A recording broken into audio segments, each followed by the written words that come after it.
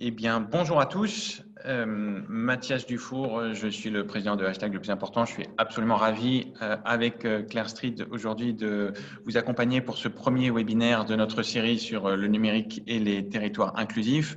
Avant de passer la parole à Claire pour présenter la série de webinaires, donc je voulais remercier nos intervenants et remercier tous les gens qui nous suivent sur ce webinaire et dire deux mots sur Hashtag le plus important qui est un think tank et un action lab indépendant et innovant. Nous sommes une communauté engagée d'experts professionnels de tous horizons qui se mobilisent pour redonner du pouvoir d'agir à chacun et promouvoir une société plus inclusive. Nous favorisons le développement des capacités et des compétences des classes moyennes et des plus fragilisées pour relever les défis sociaux de l'économie numérique. Nous avons d'un côté un think tank qui inspire et partage des solutions concrètes avec les acteurs publics et privés et un action lab qui accompagne en pro bono la croissance les acteurs de l'économie sociale et solidaire dans leur croissance.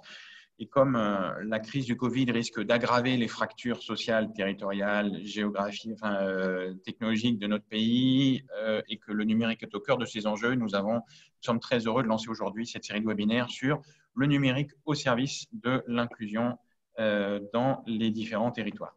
Voilà. Merci pour cette présentation.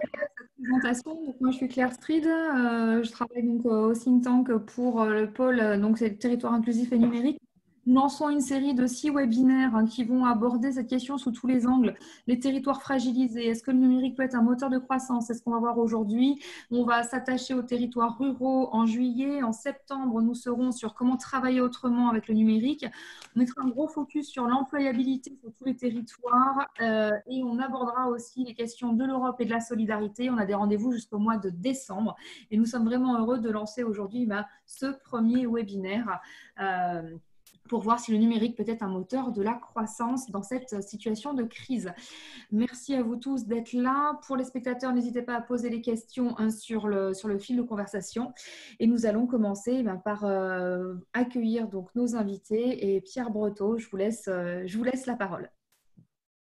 Bonjour à tous. D'abord, merci de m'avoir invité à partager avec vous cette expérience totalement inédite qu'on vient de partager collectivement, qu'on gardera sans doute longtemps dans notre mémoire individuelle et collective, comme une période totalement incroyable au sens strict du terme. Comme toujours, les crises agissent souvent à la fois comme des révélateurs de signaux qui étaient parfois peu perceptibles, des signaux faibles, comme on dit souvent, et elles agissent aussi comme des catalyseurs. Alors, il se trouve que les maires, on a eu cette chance, je la qualifie de chance, totalement inouïe d'être aux premières loges, en quelque sorte, du changement considérable qui s'est opéré pendant cette période, parce que finalement, et plus les communes sont petites, et plus c'est vrai, plus la population s'est spontanément tournée vers le maire pour agir. Alors, ça a pu être d'abord pour mettre en œuvre les solidarités initiales, ça a pu être aussi pour apporter une réponse quand l'État ou les services de l'État avaient encore un peu de mal à s'organiser ou à apporter des réponses, et c'est d'ailleurs pas un reproche, c'est assez légitime. Donc les maires ont été à la fois observateurs et très vite acteurs de la crise dans un certain nombre de domaines. Alors je disais que les crises agissaient comme révélateurs et catalyseurs. Parmi ces révélateurs, il y a effectivement la formidable accélération de la digitalisation de la société, en fait, pendant cette crise. Et je voudrais prendre 3 exemples très concrets, à la fois de signaux faibles qui étaient présents et qui se sont accélérés dans cette période. Le premier exemple que je voudrais prendre, c'est comment le numérique a pu être vecteur de mise en œuvre de solidarité concrète dans les tout premiers jours de la crise. Bon nombre de collègues, maires, dans des territoires ruraux, mais aussi dans des très grandes communes. Moi, je suis président des maires d'Ille-et-Vilaine, je suis maire d'une ville de 10 000 habitants, je suis juste à côté de Rennes.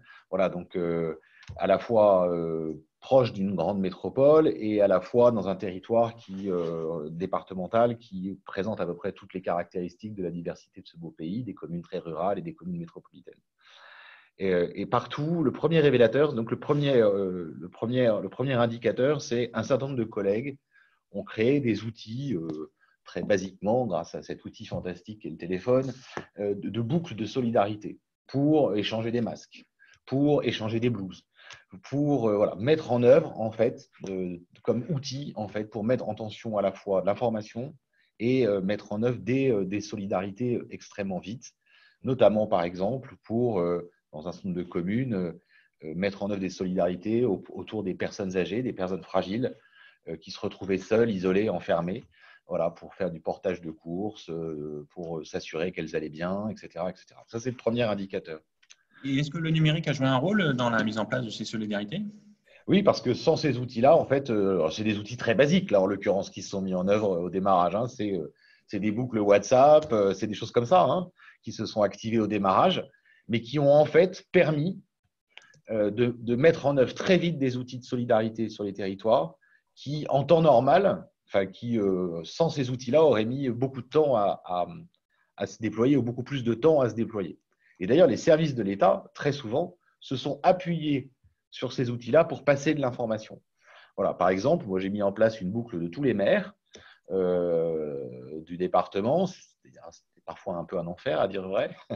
Mais en fin de compte, les services de l'État se sont rendus compte que c'était finalement le meilleur moyen à la fois de remonter les problématiques et de redescendre de l'information, bien plus vite que tous les autres outils préexistants. Et finalement, j'ai assuré la jonction avec la préfète d'Ille-et-Vilaine qui a joué un rôle remarquable, je le dis, parce que parfois on critique le corps préfectoral.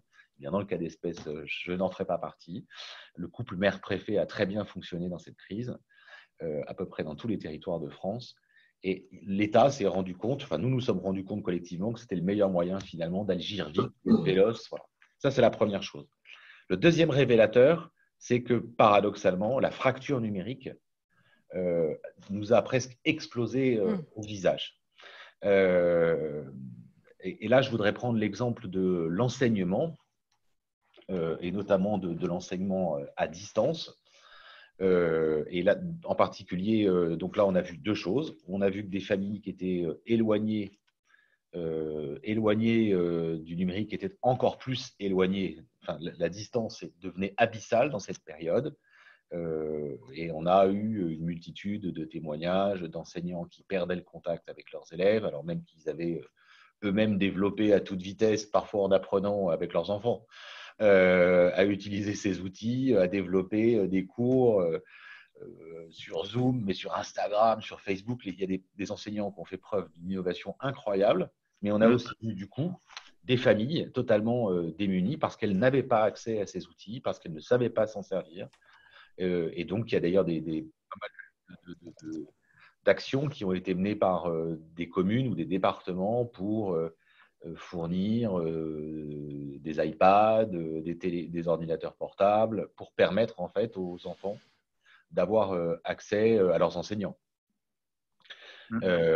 Et une très grande injustice territoriale du coup, parce que les territoires mal desservis, donc les zones blanches en fait, où voilà, se sont du coup encore plus éloignés. Donc on a aussi vu très concrètement et combien en période de crise, la fracture numérique, à la fois sur le plan social et technologique, pouvait s'accentuer.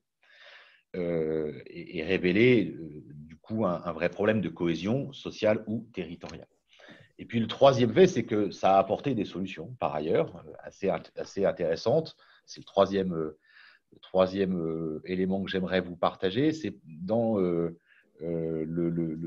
l'activation du commerce de proximité. On a vu émerger pendant cette période, souvent parfois impulsé par les collectivités locales, mais pas uniquement, des solutions adossées aux outils numériques. J'avais ce matin d'ailleurs une autre visioconférence avec un territoire de 50 000 habitants à peu près, sur le développement d'outils, comment les outils numériques ont permis finalement au commerce de proximité de se réinventer à une vitesse incroyable finalement pour fournir des solutions d'alimentation, de réservation, de livraison. Et on voit se développer d'ailleurs dans quelques territoires, de toute taille d'ailleurs, des très grands territoires, Angers par exemple, ou des plus petits territoires, des solutions qui émergent de marketplace territoriales, qui finalement, comment les territoires s'organisent pour dire je vais recréer l'accès à mes commerçants de proximité que les gens ont parfois redécouvert à l'occasion du confinement. Je vais finalement leur faciliter l'accès par ces outils de place de marché territorial, pour parler français. Donc finalement, pendant cette période, le lien au territoire, aux communes, s'est accentué.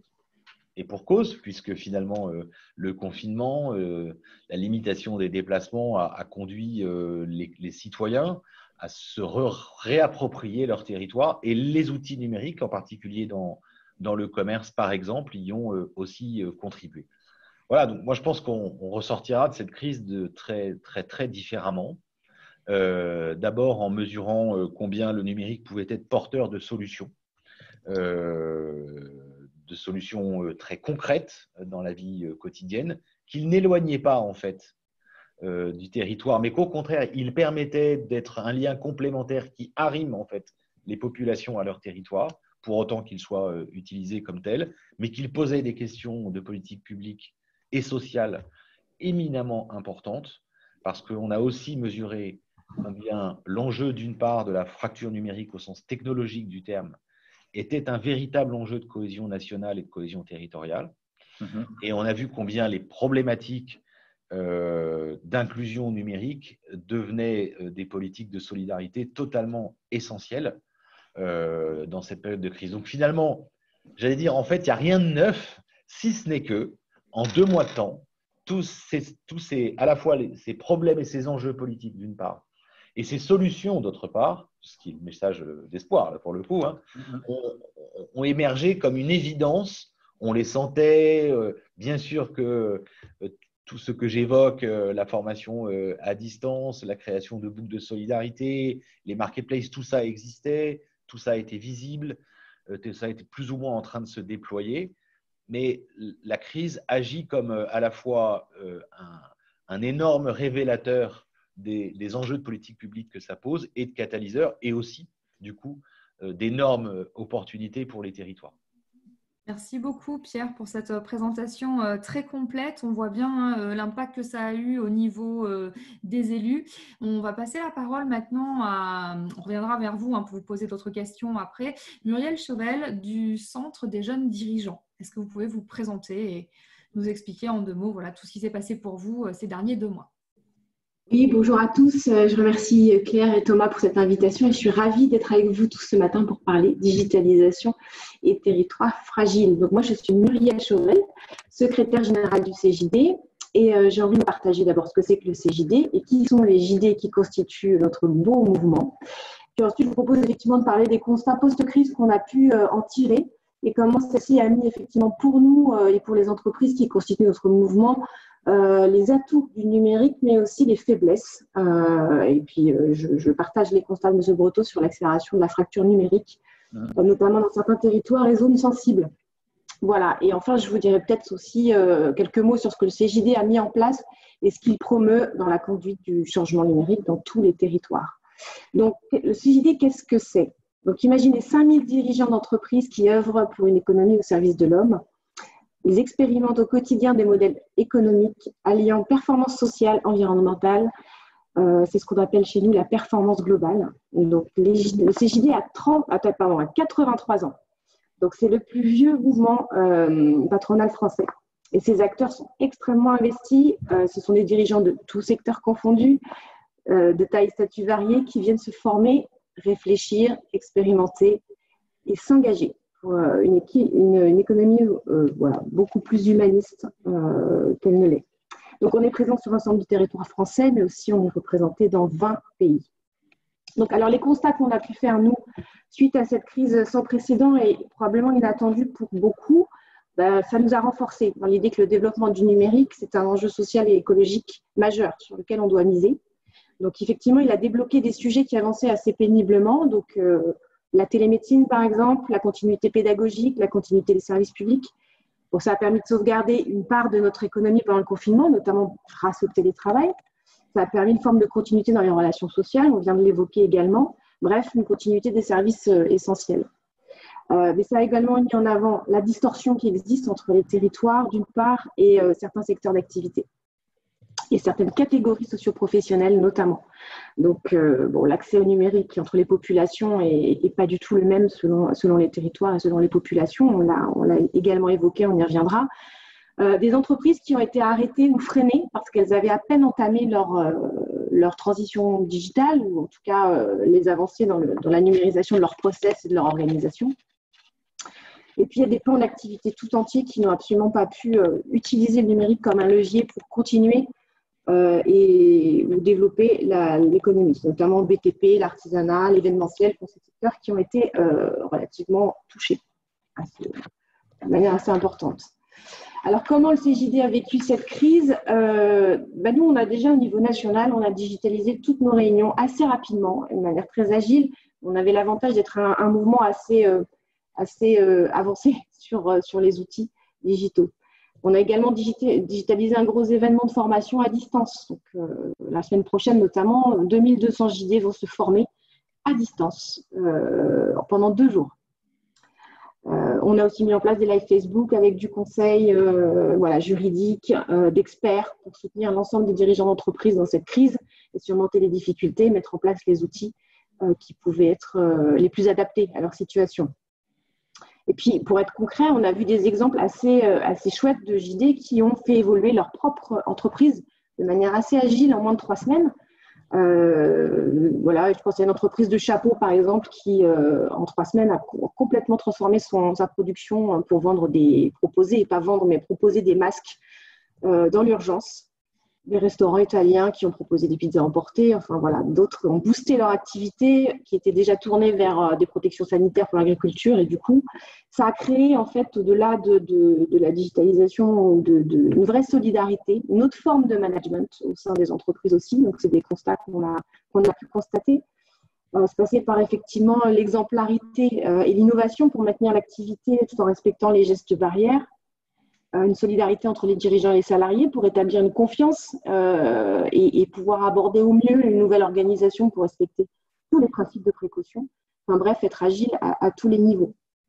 Et effectivement, on a aussi, depuis plus longtemps maintenant, créé des outils comme la plateforme digitale qui permettent de diagnostiquer chaque entreprise et d'évaluer sa maturité digitale pour pouvoir lui proposer un diagnostic complet et un plan d'amélioration pour avancer.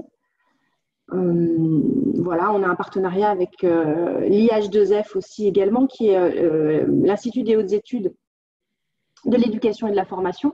Et que ce sont les dirigeants d'entreprise qui vont auprès des futurs éducateurs, instituteurs, faire évoluer les supports pédagogiques pour soutenir le numérique dans l'utilisation au niveau scolaire à tous les niveaux.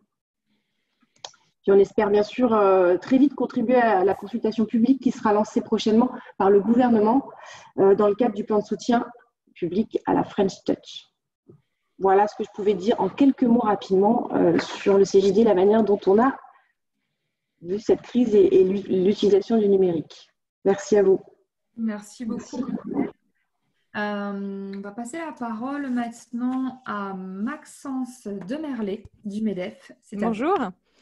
Bonjour à toutes et à tous. Merci beaucoup de m'avoir convié à cet échange. Bon, d'abord, le MEDEF, effectivement, c'est aussi un mouvement patronal très ancien.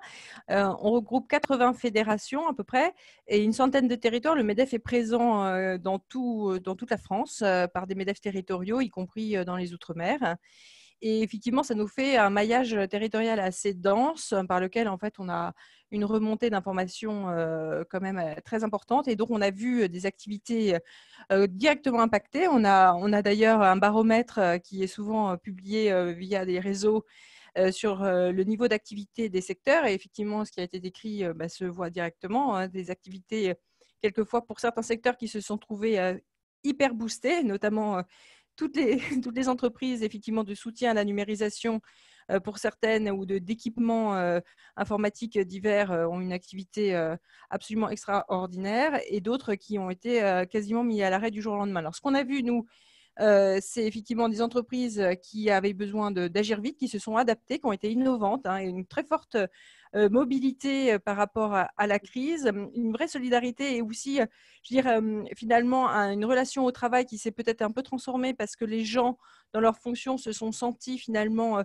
appelés à participer à une cause plus grande pratiquement que celle de leur propre entreprise, puisque finalement, certaines entreprises, en changeant complètement d'activité du jour au lendemain parce qu'il a fallu répondre à une autre demande, à un autre besoin des clients, finalement, ces entreprises, elles ont mobilisé leurs salariés de manière différente. Donc, globalement, nous, on est très admiratifs, bien sûr, de la manière dont les entreprises sont mobilisées. Ce qu'on voit effectivement par rapport à cette problématique territoriale et ce numérique, c'est que je suis complètement d'accord avec le premier intervenant. C'est-à-dire qu'effectivement, la fracture, elle nous explose à la figure. Alors, ça permet de remettre en exergue quand même quelque chose qui est peut-être certainement connu, mais peut-être plus des spécialistes, qui est en fait toute la problématique du fibrage et de la France en très haut débit. Comment est-ce que ce plan il se déroule et comment il avance? Bon, il se trouve que quand même aujourd'hui, il y a des investissements massifs qui sont faits pour faire en sorte que les territoires soient numériques, mais peut-être qu'il y a encore d'autres choses à faire. Peut-être qu'il faut revisiter aussi à l'aune de la crise ce qu'on avait prévu de faire parce qu'il y a des questions de technologie qui se posent. Le bon débit, on se rend compte que non, on n'a pas besoin de bon débit. En fait, on a besoin de très haut débit et on a besoin du très haut débit partout. Parce qu'effectivement, on pouvait avoir le sentiment que certaines autres pouvaient sembler plus prioritaires que d'autres parce qu'il y a des entreprises et des gens et que la densité faisait, je veux dire, nécessité. Or, en fait, on se rend compte aujourd'hui que comme les usages sont pervasifs et qu'on en a besoin en permanence, parce que ça peut être aussi bien pour consulter son médecin que pour suivre ses cours, que pour acheter en ligne, en fait, il n'y a pas de zone qui puisse être exclue de ce maillage. Donc, c'est un constat qui est vraiment intéressant à faire. Avec nous, on a fait des recommandations pour la relance, effectivement, pour que ce mouvement de déploiement de la fibre soit bien soutenu et les bons financements. Donc, moi, ça m'intéressera de voir le regard de l'élu local à cet égard, de savoir si finalement les choses sont bien faites. Pour préparer cette intervention, je regardais une conférence qui a eu lieu au Sénat il y a quelques mois de cela, et il y avait un élu, je crois un sénateur, qui parlait un peu de peau de léopard pour dire la France, quand on regarde la carte de France de la fibre, c'est un peu la peau de léopard et c'est comme le climat. Vous savez, la météo, c'est la température affichée puis la température ressentie. Il y a des territoires dans lesquels la température ressentie en termes de connectivité, elle est un peu fraîche. Et donc, certains aussi, et c'est le mérite de cette crise, qui ont, eu soit l'obligation, soit le choix d'aller se confiner ailleurs, se sont peut-être rendus compte à leurs dépens que là où ils étaient, c'était pas terrible, la connectivité. Et donc, ça a donné lieu à quelques cas cocasses, effectivement, de conférences ou de connexions web un peu délicates pour certaines réunions. Donc, ça, c'est une prise de conscience générale. Effectivement, la fracture, elle nous a sauté au visage. Alors, comment est-ce qu'on se retrousse les manches maintenant pour faire en sorte que ça fonctionne? Et je pense qu'effectivement, dans ce puzzle, il y a les infrastructures, les matériels, les usages et la manière dont les gens les appréhendent. Et là aussi, effectivement, alors nous, notre part, notre brique à l'édifice au MEDEF, c'est d'accompagner les entreprises. Alors, les entreprises membres du MEDEF, je n'ai pas les fédérations et des territoires, mais ça fait que nos adhérents, parce que c'est quand même les entreprises, nos adhérents, la taille moyenne, c'est 47 salariés. Donc, avec une taille moyenne d'adhérents de 47 salariés au MEDEF, notre cœur de cible, j'allais dire, nos clients principaux, c'est toutes les entreprises qui sont dans cette zone intermédiaire où on n'a pas forcément de DSI, où finalement mener un sujet, un projet de transformation informatique ou technologique, c'est un véritable problème. Comment on se fait accompagner, comment on se fait diagnostiquer. Donc, on a créé, nous aussi, des outils qu'on a mis en disposition des dirigeants, mais c'est quand même un travail permanent pour leur dire, mais c'est à votre portée, vous pouvez le faire. Il y a des acteurs dans les territoires qui peuvent le faire. Avec France Numérique aussi, on a un partenariat dans ce sens. Mais c'est un pas, quelquefois, qui est très difficile à franchir. Et comme ça a été cité, quelquefois, c'est aussi une question d'interaction et de solidarité, de nécessité. Alors là, on a eu la nécessité de faire. Donc, peut-être qu'effectivement, là, ça a changé l'ordre des priorités. Et nous, on a eu des témoignages. On a fait plusieurs webinaires, un sur la cybersécurité et un autre sur la digitalisation de l'offre. Et effectivement, certains témoignages d'entreprises nous disant, en fait, ils étaient surpris de voir qu'ils avaient gagné même du chiffre d'affaires sur une période équivalente parce qu'ils avaient mis tout d'un coup en place une solution de e-commerce auquel ils n'avaient pas pensé précédemment parce que, en fait, ils ne comprenaient pas en quoi ils étaient concernés d'avoir une offre de e-commerce, surtout dans le B2B. En l'occurrence, dans certaines entreprises, voilà, de fournisseurs de matériel et dans des domaines, secteurs d'intermédiaires ou de sous-traitants industriels, pour certaines entreprises, c'était pas une évidence. Donc là, c'est devenu une évidence. Donc, je pense qu'il faut, je suis d'accord, il faut toujours voir le verre à moitié plein et prendre le côté positif des choses. De fait de ce révélateur, comment est-ce qu'on accompagne les entreprises qui ont maintenant compris et qui veulent mener leur transformation? Donc, ça veut peut-être dire aussi un accompagnement spécifique à cette transformation. Et comment est-ce qu'on fait pour qu'elles aient aussi, oui, des salariés, des compétences qui les accompagnent, y compris, j'allais dire, dans toute la société. Bon, on a décidé qu'il fallait que tout le monde sache lire et écrire, mais je pense que maintenant, il faut absolument que tout le monde soit à l'aise avec des outils informatiques classiques et que personne ne se sente exclu devant un écran, ce qui est un défi sociétal majeur. Ça, on n'en disconvient pas.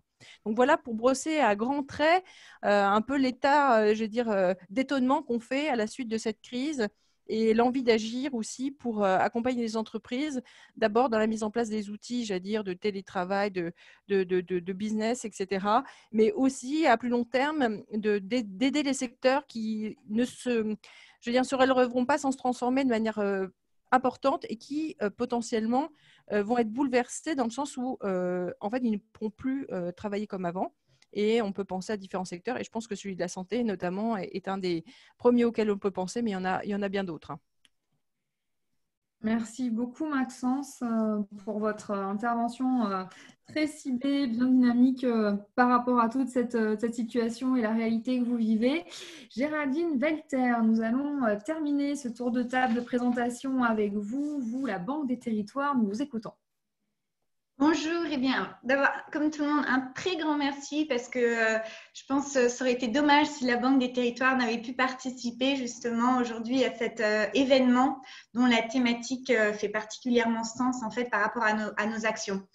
La Banque des Territoires, vous savez, elle a été créée en 2018, donc elle est relativement jeune par rapport au groupe Caisse des dépôts, et elle a été créée pour se tourner, je dirais, encore plus résolument que ne le faisait déjà la Caisse des dépôts vers les territoires et notamment vers les collectivités territoriales pour répondre encore plus à leurs besoins spécifiques.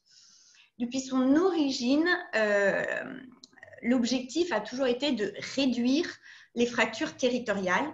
Et le numérique, alors le numérique, je dirais, il y a beaucoup de choses en fait quand on dit numérique, mais nous on l'entend à la fois la connectivité, enfin l'accès au très haut débit des territoires, le développement des usages et des nouveaux services numériques, et puis l'inclusion. Vous voyez, il y a ces trois axes, et ces trois axes, ils font partie des priorités de la Banque des Territoires.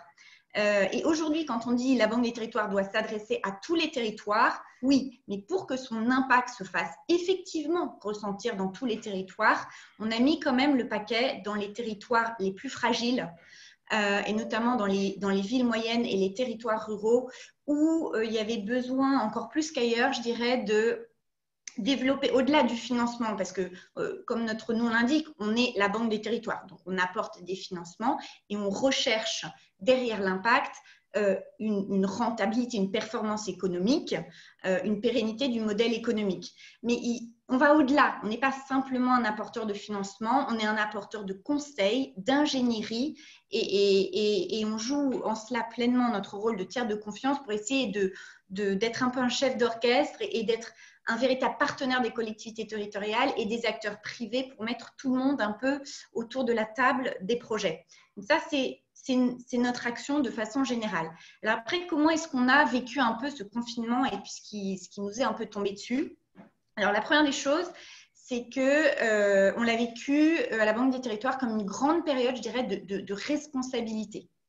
Nous sommes administrateurs dans beaucoup de sociétés dans les territoires, beaucoup de sociétés qui ont été très gravement impactées par la crise.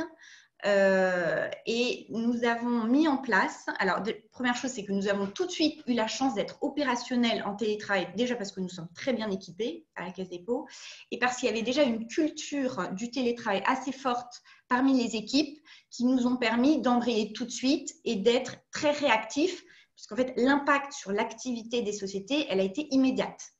Donc on a mis en place un plan d'urgence pour soutenir en fait une partie des entreprises qu'on avait dans notre portefeuille.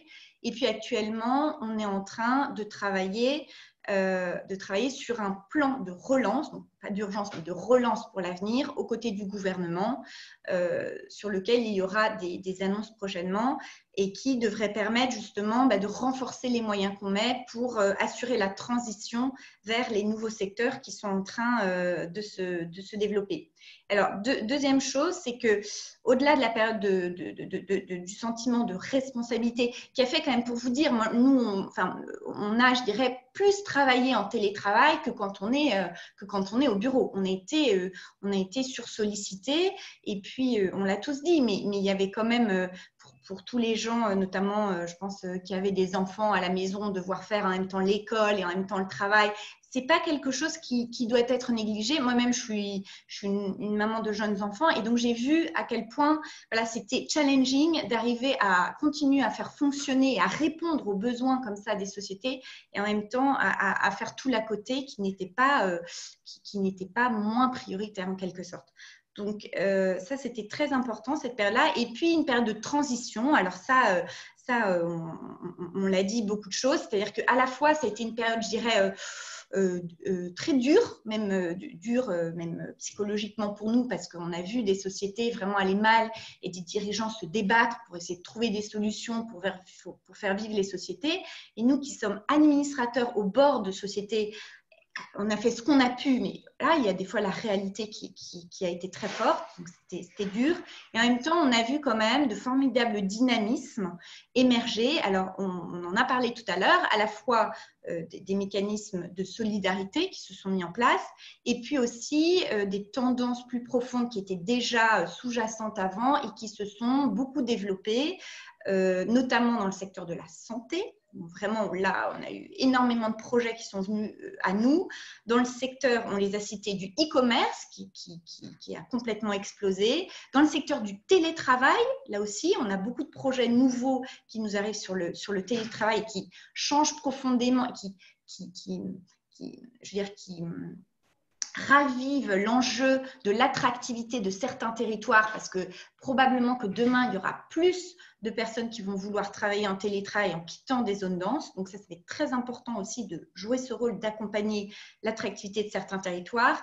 Également, j'ai envie de dire, dans le secteur des civic tech, c'est-à-dire la relation entre les citoyens et les collectivités, c'est pareil, à montrer qu'il y avait un enjeu particulier pour doter les collectivités territoriales de solutions numériques encore plus performantes pour mettre à destination des citoyens de l'information et aussi participer davantage à l'élaboration de la vie publique locale. Voilà, donc un peu pour vous dire la façon dont on a vécu ces choses ces derniers mois. Merci beaucoup Géraldine, merci effectivement pour la présence et la présentation de la Banque des territoires. Ça fait sens quand on vous écoute sur le rôle que vous avez au niveau des politiques et des territoires, sur cet impact fort du numérique, comment vous l'avez vécu. Vous avez soulevé des points vraiment essentiels par rapport à tout ceci. On a effectivement oublié la double, triple, quadruple casquette que chacun a dû vivre entre le travail, le rôle de parent, le rôle de prof, etc. Donc on sait tous que on a passé ces 2 mois de façon un peu sportive. Ça a été évoqué, vous en avez parlé Pierre, vous en avez parlé Muriel, Maxence. Est-ce que vous avez une belle histoire? Est-ce qu'il y a un truc qui vous a marqué dans vos structures, dans votre vécu pendant cette crise, une belle histoire à raconter, ultra positive, solidaire par rapport à tout ça? Celui qui le souhaite d'entre vous, Pierre, quelque chose? Non, je voudrais peut-être raconter, effectivement, je l'ai évoqué tout à l'heure, mais on en a vu beaucoup de belles histoires. On a vu des belles histoires humaines d'abord, incontestablement. On a vu des manifestations de solidarité totalement incroyables. Et moi, si j'en retiens une qui concerne ma commune, qui est comment les outils numériques ont permis au tissu commercial, là où il aurait pu sombrer en quelques semaines ou en quelques jours presque, de rebondir avec à la fois des commerçants, des chefs d'entreprise doutaient peut-être avant, je crois que c'est Maxence qui l'a évoqué tout à l'heure, hein, de la pertinence ou de l'utilité de ces outils, et qui du jour au lendemain, assez vite, parfois avec un petit coup de main des collectivités locales d'ailleurs, ça a pu arriver, ou des organismes consulaires ou des organismes patronaux, ont pu faire bouger leur modèle. Voilà, et moi j'ai eu par exemple une très belle anecdote avec un restaurateur qui avait ouvert d'ailleurs un lieu extraordinaire, hein, au demeurant. Il l'a ouvert mi-février. Je ne sais pas si vous voyez l'impact, hein, donc au moment du décollage, vraiment arrêté en plein vol, et qui s'est réinventé en 3-4 jours en se digitalisant à toute vitesse. On l'a un petit peu aidé sur un sujet ou un autre, et qui du coup a mis en place des solutions de vente à emporter. C'est des histoires qu'on a tous vues, mais qui a sauvé son entreprise, qui l'a même fait connaître en fait comme ça. Et donc là, nous, on est en zone verte ici en Bretagne. Donc, on a pu avoir accès. Voilà. Et en fait, il a constitué sa clientèle comme ça. Et je trouve que c'est une très belle histoire. Il y en a eu, bon, je pourrais en raconter beaucoup. Mais je raconte celle-là parce qu'elle illustre, à mon avis, les propos qui viennent d'être tenus à la fois par Maxence ou Géraldine Belter. Tout à fait, et effectivement, c'est très symbolique, hein, le fait de cet entrepreneur qui lance voilà, son activité de présentiel, j'allais dire, voilà, un truc où il a besoin que les gens se rencontrent juste avant la crise, et cette formidable agilité, adaptation avec un soutien local dans un territoire pas forcément évident. C'est vrai que ça permet de voir, hein, comme Maxence le disait, que les gens se sont rendus compte que, ah ben oui, en fait, ils pouvaient faire quelque chose avec le numérique alors qu'à la base, ce n'était pas du tout ceci. Une autre histoire, on passe à la question suivante. Dites-nous. Non, mais moi, oui. Ah, vas-y, allez-y. Ouais, je peux juste citer, écoutez, moi, ça m'a beaucoup interpellée parce qu'effectivement, il y a une technologie qui existait, mais qui n'était pas tellement, j'allais dire, passée en mode utilisation. C'est tout ce qui est la technologie d'impression 3D ou même, j'allais dire, d'injection ou fusion. Enfin, je ne sais plus comment on le dit exactement techniquement, mais on a vu, par exemple, des opérations comme les visières de l'espoir ou des machines qui ont été mises dans des hôpitaux directement pour fabriquer. Et ça, pour moi, ça porte en germe le fait que tous les outils d'une transformation de la production, ils sont là. En fait, mais il n'y avait pas la prise de conscience et le besoin qui s'était exprimé de manière très claire. Et je pense qu'avec ces exemples qui se sont, je vais dire, produits de manière sui generis, là, comme ça sorti un peu de nulle part, juste de la bonne volonté et du génie des gens qui se sont trouvés là, ça montre ce qu'on peut faire. Et quand on parle effectivement de territoire et de relocaliser des industries et de repenser le mode de production, je pense que ces exemples-là, ils ont certainement déclenché chez certains dirigeants et certains patron d'entreprise, effectivement, la conscience que la manière de fabriquer, la manière de repenser toute sa chaîne de fabrication, elle est à leur porte. Donc, on va voir en fait comment on peut utiliser ces exemples pour refaire réfléchir sur les business models. Et ça, c'est des beaux exemples parce que c'est souvent des exemples qui se sont matérialisés dans la solidarité, mais qui portent en germe des transformations économiques intéressantes. Oui. Pour compléter, juste un petit mot juste en termes de belles histoires. Moi, j'en ai pas forcément une à vous dire, mais je voudrais juste dire quand même, nous sommes investisseurs dans des toutes petites sociétés aussi de services numériques qui se tournent vers les territoires. C'est pas forcément facile quand on est dans le numérique d'être très local. Vous voyez, c'est presque un peu contradictoire, le numérique et le local. Et donc, et je tiens quand même à souligner le dynamisme de toutes ces petites sociétés que nous avons en portefeuille qui ont chacune inventé des solutions propres à leur activité qu'elles ont mis en place gratuitement, donc dans un contexte solidaire auprès des collectivités, des citoyens. Et donc, on en a plein des solutions comme ça. On parlait tout à l'heure de mise en relation avec des personnes fragiles pour leur apporter les courses, mais il y a aussi des applications qui ont fait passer des bandes d'urgence pour dire les commerces qui étaient ouverts, pour rappeler les gestes barrières. On a des petites sociétés qui ont mis en place des accès au télétravail gratuits avec des VPN sécurisés. On en a absolument dans tous les secteurs et toutes, elles se sont mobilisées et elles témoignent quand même d'un fort dynamisme de solutions et de sociétés qui sont à la base très, très, très localisées et quand même pas très grandes. Et ça c'est formidable de voir ce dynamisme très territorial qui a permis d'apporter des solutions très concrètes. Ouais, juste pour poursuivre et compléter, en fait, effectivement, moi, je confirme l'ensemble des belles histoires parce qu'on les a eues aussi au CJD, et des histoires d'entrepreneurs qui ont su rebondir ou en tout cas créer, innover pour pouvoir continuer une activité qui ait du sens aussi.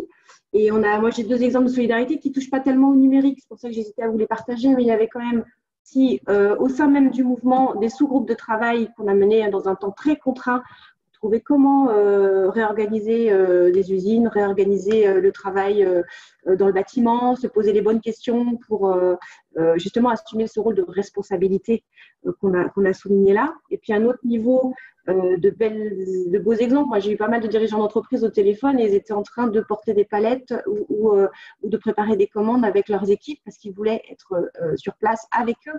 Et déjà pour s'assurer qu'en termes de sécurité, tout était garanti, mais aussi par l'exemplarité, c'est-à-dire voilà, tous engagés et investis pour maintenir dans de bonnes conditions l'activité qu'ils avaient apportée. Et du coup, ça change un peu aussi les logiques de management habituelles et l'organisation. C'était juste le petit complément que je voulais apporter. Merci beaucoup. Je crois que vous avez tous les 4, de manière différente mais très complémentaire, souligné à la fois l'effet révélateur de la crise sur l'ampleur de la fracture numérique, mais aussi l'effet d'accélération de la prise de conscience, en particulier pour les entrepreneurs, d'opérer cette transformation et cette bascule numérique. Quels sont les freins que vous identifiez aujourd'hui pour que le numérique devienne ou soit encore plus un facteur de développement d'activité dans les territoires fragilisés? Il y a peut-être déjà une question d'équipement.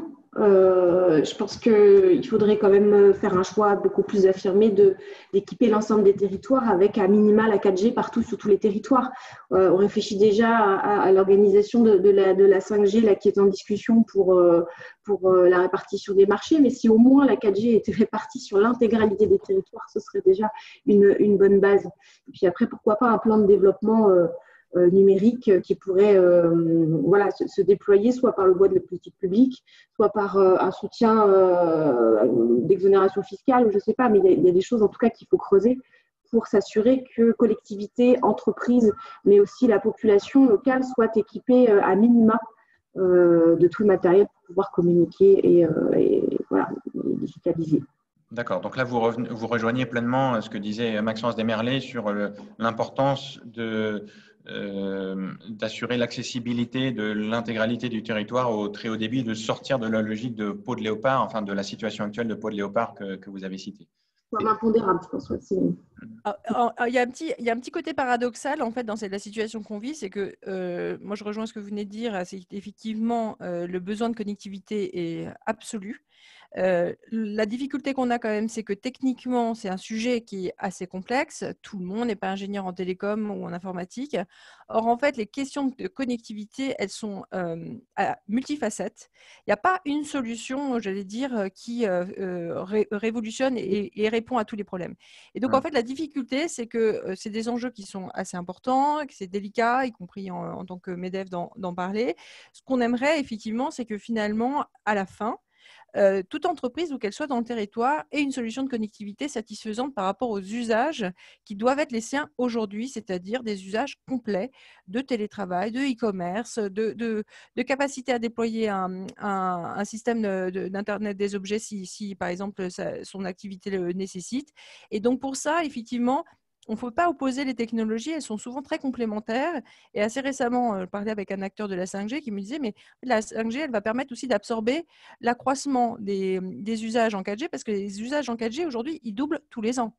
Donc, il y a un moment donné, on peut pas en fait, doubler tous les ans sans avoir d'autres possibilités technologiques. On a besoin d'autres bandes fréquences, donc on a besoin de 5G. Et donc, en plus de cela, alors là, je déborde peut-être un petit peu de notre sujet, mais en termes de territoire, de digitalisation et de compétitivité, parce que c'est quand même le sujet quand même à la fin, la compétitivité des entreprises. On est souvent à dire oui, mais il faut qu'on reprenne le lead. On a ce qu'il faut, je veux dire, en France et en Europe comme entreprise technologique pour avoir des solutions et offrir aux entreprises le choix de solutions. Et il faut comprendre aussi que d'adopter des technologies, je veux dire, émergentes et plus je veux dire, plus satisfaisantes d'un point de vue et débit et consommation énergétique aussi, parce qu'il y a cet aspect-là qui est important. C'est non seulement un enjeu en tant que tel, parce que c'est un enjeu de connectivité, mais c'est aussi un enjeu plus large de développement d'un écosystème, parce que la 4G, elle a tout simplement donné naissance aux grands opérateurs que l'on connaît aujourd'hui de l'Internet. La 5G portera en germe d'autres entreprises, potentiellement, les mêmes ou d'autres. Et donc, on ne peut pas, en tant que France, territoire, je veux dire aussi d'innovation, se passer, je veux dire, d'infrastructures qui permettent à des entreprises nouvelles et des usages nouveaux de se développer. Et ça, parfois, j'ai un peu l'impression qu'on le perd de vue. Oui, si je peux rebondir sur l'intervention de Maxence, parce qu'effectivement, nous, Banque des Territoires, on fait à la fois le même constat et puis en même temps, on est acteur, puisqu'on est aux côtés des pouvoirs publics, c'est-à-dire de l'État et des collectivités, un investisseur pour justement permettre cette meilleure couverture numérique du territoire. Donc, on est très, très impliqué dans tous ces enjeux que vous avez soulignés. Et effectivement, donc, je vous parlais tout à l'heure de l'intervention de la Banque des Territoires qui a un peu 3 jambes. La première jambe, je dirais le préalable pour que tout le reste fonctionne, c'est effectivement d'apporter du très haut débit dans tous les territoires. Il y a vraiment ces 2 enjeux parce qu'aujourd'hui, on voit bien dans les foyers, c'est-à-dire que si la crise quand même, si un minimum d'activité a pu être maintenu pendant la crise et si même du lien social a pu être maintenu dans la crise, c'est grâce au fait qu'on a tous été connectés. C'est grâce à ça. Alors, la problématique, c'est justement qu'on a tous été plus ou moins connectés. Et donc aujourd'hui, il y a tout cet enjeu de résorption des zones blanches qui est en cours parce que dans une famille, quand il y en a 2 qui télétravaillent et puis un autre qui est sur YouTube, ça sature tout de suite, c'est fini, quoi. Donc il faut, quand on parle de fracture territoriale, la première, c'est celle-là, c'est d'apporter du très haut débit et de petit à petit remplacer les lignes téléphoniques par de la fibre. Très concrètement, ça, c'est la technologie qui n'est pas limitée du coup en débit et qui permet de travailler correctement. Et donc, dans ce rôle-là, nous sommes clairement partenaires des collectivités territoriales pour investir à leur côté dans ce qu'on appelle les zones d'initiative publique, c'est-à-dire des zones moins denses où la rentabilité est moins forte et où les grands opérateurs privés sont moins enclins à concentrer leurs moyens. Donc ça c'est très important. Aujourd'hui, on est sur un rythme de 2 millions quand même de foyers équipés par an en prise FTTH uniquement dans les zones d'initiative publique. Et la France, elle est à un peu plus de 57% de taux de couverture, ce qui est quand même au-dessus de la moyenne de l'Europe. Donc, on peut quand même être satisfait, même s'il y a encore beaucoup, beaucoup à faire. Mais on avance bien. Et puis, c'est ce que disait Maxence, c'est-à-dire qu'il y a les infrastructures fixes, mais il ne faut pas oublier les infrastructures mobiles. Et donc, ça aussi, c'est devenu une priorité récemment de tous les élus locaux et également du gouvernement qui s'est doté d'un grand plan, le New Deal mobile. C'est les fameux petites barres qu'on voit sur les téléphones.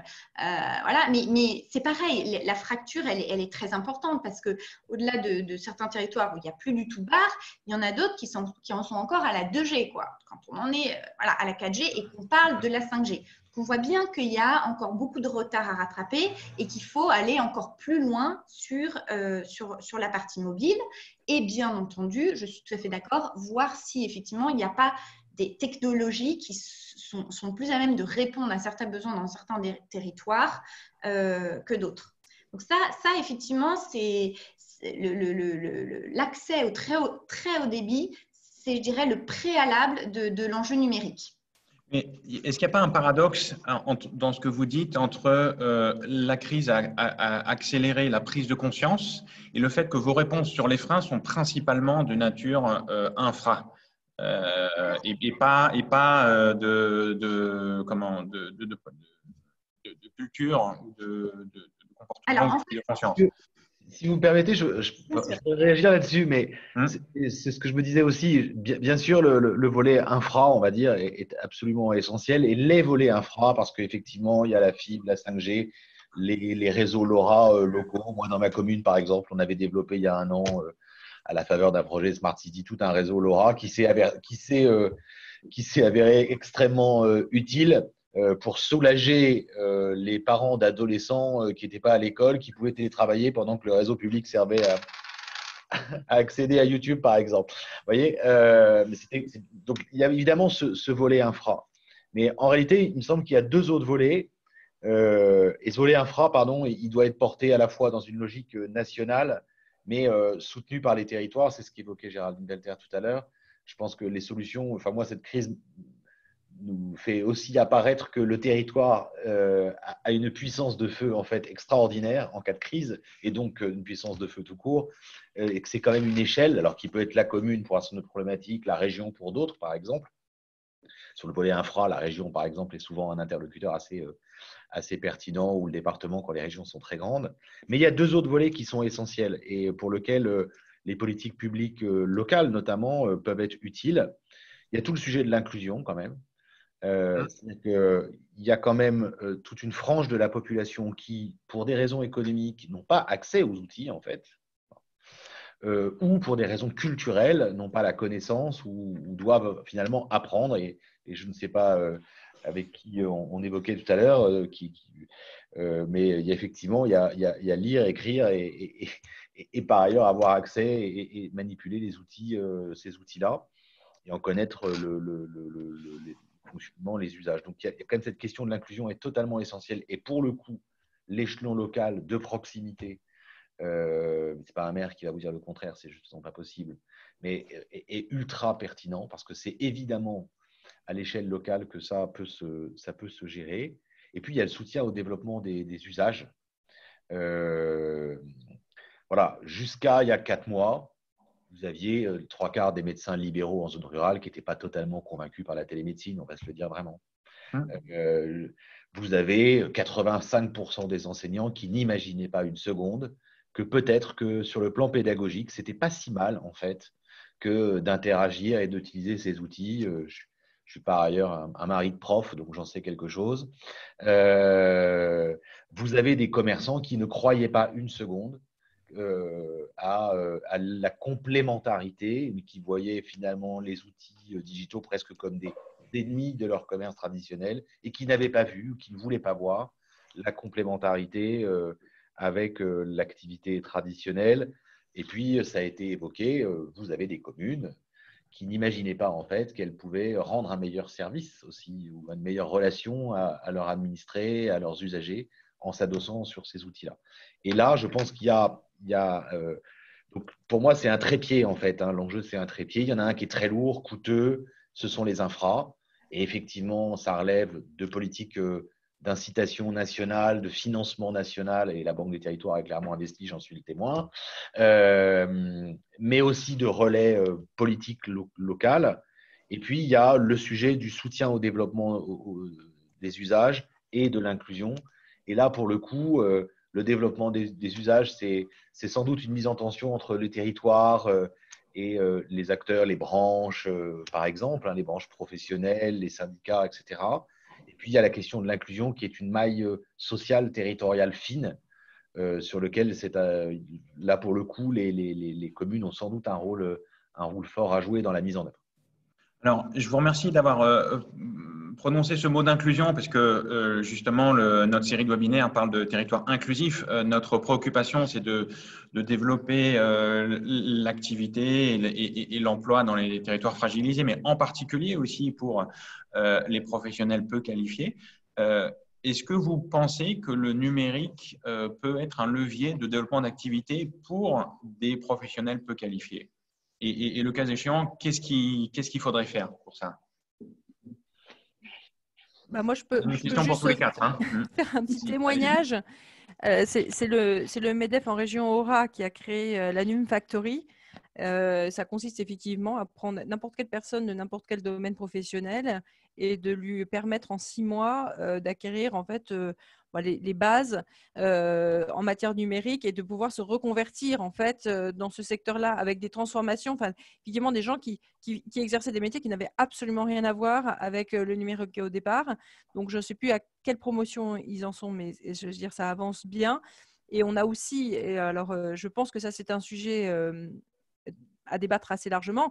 Nous, on a proposé avec les partenaires sociaux, donc c'est un outil qui est partagé avec les partenaires, des niveaux de, je veux dire, de qualifications qui sont authentifiées, enfin, une formation qui permet d'être validée par un titre, donc ça s'appelle le CLIA numérique.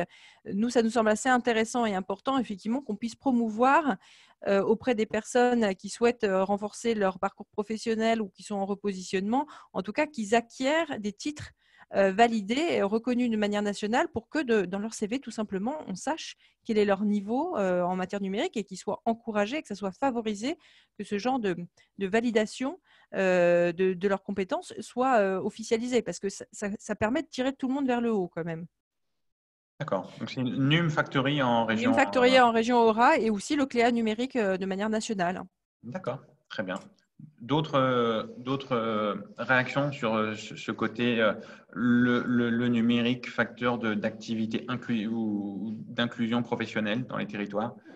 J'ai juste deux questions, interrogations. C'est dans quelle mesure aujourd'hui la question de la digitalisation, elle est transversale à toutes les politiques publiques qui sont mises en œuvre. Je parle de la santé, de l'éducation, développement économique, développement des territoires, développement durable. Et je pense que pour moi, c'est un sujet vraiment transversal, c'est-à-dire qu'il doit être porté en soutien de ces politiques-là, en tout cas être un filtre de lecture pour les déployer. Et deuxième point, je sais qu'il y a aussi la jeunesse, en fait, qu'il ne faut pas oublier, et l'éducation. Et je pense que c'est un vrai vecteur pour qu'à l'avenir, il y ait une vraie appropriation de ces outils-là et une habitude qui soit faite, y compris dans les milieux ruraux et les zones sensibles. On pourrait prévoir dans les supports même pédagogiques, au niveau des écoles aussi, de booster un petit peu cette appropriation de ces outils-là. Notamment, il y a eu un rapport d'orientation égalité des chances je reprends le titre du rapport, c'est orientation égalité des chances dans la France des zones rurales et des petites villes, par Salomé Berliot, qui a été présenté à Jean-Michel Blanquet et qui propose de favoriser l'utilisation du numérique pour soutenir l'orientation et les aspirations des jeunes en milieu rural. Donc voilà, c'est important aussi de s'inspirer de tous ces travaux-là parce que je pense que ça peut être des leviers pour que l'inclusion soit beaucoup plus effective à l'avenir. Pour rebondir sur la notion d'inclusion, plus largement, effectivement, au-delà de l'inclusion professionnelle, effectivement, nous, effectivement, à la Banque des Territoires, c'est ce que je disais en introduction, hein, on est au-delà de la connexion des territoires, on est effectivement très sensible à toutes les questions d'inclusion et il y a effectivement ces trois jambes, hein, c'est-à-dire la connexion qui est vraiment le préalable sur lequel on rajoute des usages et on rajoute de l'inclusion. Et quand on dit des usages, derrière le mot usage, il y a parfois aussi de l'inclusion parce que, par exemple, quand on dit, voilà, la santé est particulièrement impactée et demain, il va y avoir de la télémédecine qui va pouvoir réduire la problématique des déserts médicaux, ça fait partie aussi de l'inclusion. C'est-à-dire qu'on ne peut pas laisser de côté des personnes et la santé, c'est l'un des services, des premiers services qui vont participer de l'attractivité d'un territoire. Si on n'a pas un service de qualité sur un territoire, vous n'allez pas attirer des gens. Et notamment, le maintien à domicile aussi en fait partie. Donc, c'est dans la catégorie vieillissement, hein. Mais c'est pareil. Donc, tout ça, ça fait partie d'une société plus inclusive et certains usages vont pouvoir participer de l'inclusion sur les territoires. Et puis l'inclusion, c'est ce qu'on disait, hein, c'est-à-dire qu'il faut bien sûr avancer, c'est-à-dire qu'il faut connecter les territoires, il faut développer de nouveaux services numériques, mais il n'est pas question d'avancer uniquement sur ces deux axes en laissant de côté une partie de la population qui est aujourd'hui très nombreuse, qui est frappée de ce qu'on appelle l'électronisme. Donc, c'est ce qu'on disait tout à l'heure, c'est-à-dire qui soit n'est pas occupé, soit n'est pas équipé, soit n'a pas les compétences nécessaires. Ça aussi, nous, on est très, très sensibles à la Banque des Territoires et on a fait de nombreux investissements qui vont dans ce sens. Par exemple, on a investi dans une société qui s'appelle Simplon, je pense que vous connaissez, qui forme les gens. Nous les accompagnons. Voilà. On a investi dans Aptic, qui sont aussi des chèques numériques pour former les gens au numérique. Donc, on a comme ça tout un ensemble de sociétés où on est partenaire aussi du gouvernement dans Maison France Service, etc. Bon. Donc, on est très, très vigilant aussi sur le fait de ne pas les, je vois aussi les hubs pour un numérique exclusif. Je vois une question. Oui, bien sûr. Inclusif. Tout à fait. C'est très important. Merci de l'avoir signalé. Oui, tout à fait. Donc, on est partenaire de tous ces projets-là et je dirais, voilà, la connexion, effectivement, c'est la base, mais de plus en plus aujourd'hui, l'enjeu porte sur les usages et aussi, bien sûr, sur l'inclusion. C'est évident. Merci beaucoup pour ces réponses vraiment très riches. Alors maintenant, voilà, on a entendu tout ce qui pouvait se faire à vos niveaux. Maintenant, si on mixe tout ça, qu'est-ce que ça donne? Comment, selon vous, les acteurs locaux, donc les élus, les acteurs économiques, les corps intermédiaires, peuvent s'organiser pour promouvoir l'activité par le numérique, que ce soit en termes de compétences, comme vous l'avez dit, d'éducation, etc. Voilà, je vous pose vraiment la question de comment les acteurs locaux peuvent s'organiser pour promouvoir cette inclusion dans les territoires fragilisés. Voilà, et ça sera le mot de la fin puisqu'il est 12h30 et on va terminer sur cette question. Tout à fait. Ah, qui veut se lancer? Allez. Si vous voulez, je veux bien me lancer, mais avec Allez. une réponse extrêmement rapide et brève. De toute façon, on a dépassé le quota horaire. Mais je pense qu'en fait, cette crise a fait aussi réfléchir, enfin, les élus locaux, la plupart des élus locaux avaient déjà largement conscience en fait de cette question. Peut-être qu'ils ont pris, je mesure combien, ils ont mesuré l'urgence à agir. Maintenant que les réunions présentielles reprennent, après avoir utilisé beaucoup les Teams, Zoom et autres solutions, c'est quasiment le sujet majeur en fait de discussion du moment entre les élus et les intercommunalités notamment, hein, et en particulier en zone, plus les zones sont rurales, plus l'intercommunalité joue un rôle clé.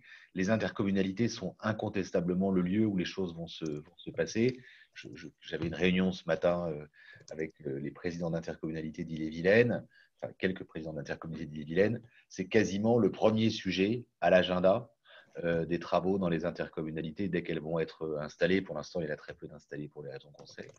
Et je pense que c'est clairement à cette échelle-là que les problématiques vont être prises en compte, et à mon avis de manière très rapide, pour une raison simple, hein, c'est que moi-même, voilà, c'est qu'on a aujourd'hui, ça a été cité en propos introductifs, des entreprises, des familles qui nous disent, nous, on ne veut plus rester en zone dense, on a pris conscience d'un phénomène important, et donc on se retrouve à accueillir parfois dans les territoires, en région, des entreprises qui disent c'est plus possible.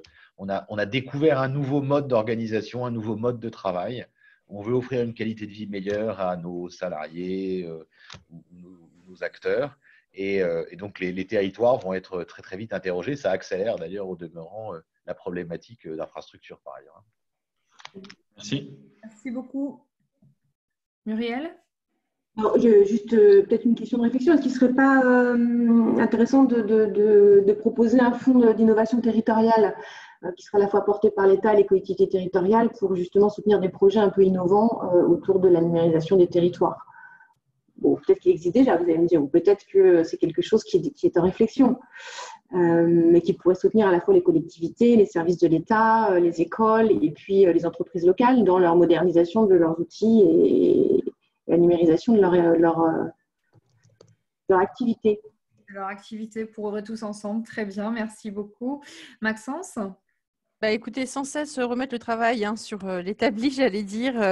Nous, on va prévoir une série de webinaires un peu à l'aune de ce que vous faites aujourd'hui sur tous les différents items qu'on a traités un peu en mode urgence.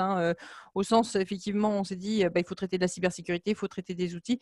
Donc, on va reprendre ça un peu dans l'ordre, de manière un peu plus posée et puis surtout bien impliquer nos territoires sur ces sujets parce que je pense qu'effectivement, comme vous l'avez souligné, c'est un échelon hyper important dans ces questions. Je vous remercie d'avoir soulevé la question de la cybersécurité. C'est vrai que ça fait partie aussi de tous ces enjeux, que ce soit pour les territoires fragilisés ou les autres. Et Géraldine, on vous laisse le mot de la fin par rapport à tout ceci. Merci beaucoup. Je pense que ce qui est très important, c'est qu'on nous laisse la possibilité à tous là qui étions autour de la table, et moi je le dis pour la Banque des Territoires, la capacité d'innover et d'expérimenter. Je pense que ça c'est très important qu'on arrive à rester, et notamment quand on est des grosses organisations comme la Banque des Territoires, notre valeur ajoutée, elle sera dans la réponse spécifique qu'on peut apporter au territoire. Donc un peu, je dirais, dans du sur-mesure, et notre agilité, notre capacité à ne pas être dans des carcans et à pouvoir innover, expérimenter, elle est fondamentale. Ça, c'est le premier point. Et le deuxième aspect, je pense, qui est très important aussi, c'est tout ce qui tourne autour de la gouvernance des projets. Il faut associer de plus en plus différents partis, que ce soit les citoyens, que ce soit les pouvoirs publics, que ce soit les entreprises privées. Et aujourd'hui, il y a des structures juridiques sociétales qui sont nouvelles, notamment dans le domaine de l'économie sociale et solidaire, qui sont très intéressantes pour faire émerger des nouveaux projets avec beaucoup plus d'acteurs et des gouvernances beaucoup plus multipartites. Et ça aussi, ça me semble très intéressant pour l'avenir. Voilà. Écoutez, merci beaucoup. Vos réponses recoupent. J'étais en train de lire en même temps une question qui nous était posée. Peut-être prendre juste si quelqu'un a 2 mots à dire dessus. Quel renfort humain pour l'accompagnement des personnes avec des médiateurs sur le territoire? Parce qu'effectivement, on était en train de parler de formation, d'éducation, mais pour tout ça, il faut aussi des êtres humains. Et cette logique de médiateur entre l'outil et la personne non qualifiée ou non sachante est une vraie question. Est-ce que quelqu'un a un mot à dire dessus? Sur cette logique-là, Pierre? Clairement, ça participe de la logique globale. Hein. C'est typiquement au cœur du volet inclusion. C'est qu'effectivement, et c'est heureux, cette crise à la fois met en avant que le numérique apporte de solutions, mais met en avant, à mon avis, 2 messages fondamentaux. C'est qu'au cœur de tout ça, il y a 2 choses essentielles. C'est qu'il faut faire confiance au territoire. Je rebondis sur les interventions de Géraldine et Muriel. Je pense qu'il faut mettre des cadres de financement, mais qui permettent en fait d'encourager les initiatives, et c'est comme ça qu'on trouvera des solutions. Il faut faire confiance à l'humain et donc effectivement créer des solutions, mettre du lien humain entre ces technologies, et les médiateurs en font partie, et c'est clairement un axe des politiques publiques qui doivent être développées. Je voudrais juste, excusez-moi, c'est un tout petit mot de la fin. Je partage complètement ce qu'a dit Pierre, et il ne faudrait pas croire que le numérique est demain toute et entièrement la seule solution, en fait. Ça, je pense par exemple à la télémédecine. Vous voyez, la télémédecine, c'est évident qu'aujourd'hui, quand on dit, voilà, il faut investir dans des outils technologiques, nous, ce qu'on fait à la Banque des Territoires, c'est qu'on n'investira pas dans tout, on investira dans l'outil technologique qui s'ancrera dans un territoire, c'est-à-dire qui sera le support à une organisation territoriale préexistante. Et c'est ça qui fera le succès de l'investissement dans nos projets de demain. Très bien. Eh bien, écoutez, merci Géraldine Velter, merci Maxence Desmerlet, merci Muriel Chauvel, merci Pierre Breteau pour ce premier webinaire qui était passionnant. Je rappelle à tous que vous pourrez le retrouver sur notre chaîne YouTube et en podcast sur toutes les plateformes. Et je vous donne rendez-vous pour le 18 juillet, vendredi 18 juillet, pour notre prochain webinaire de notre série sur numérique et territoire inclusif, qui sera consacré aux territoires ruraux. Est-ce que le numérique peut être une solution pour la crise, rebondir face à la crise dans les territoires ruraux? Merci à tous et à bientôt. Merci.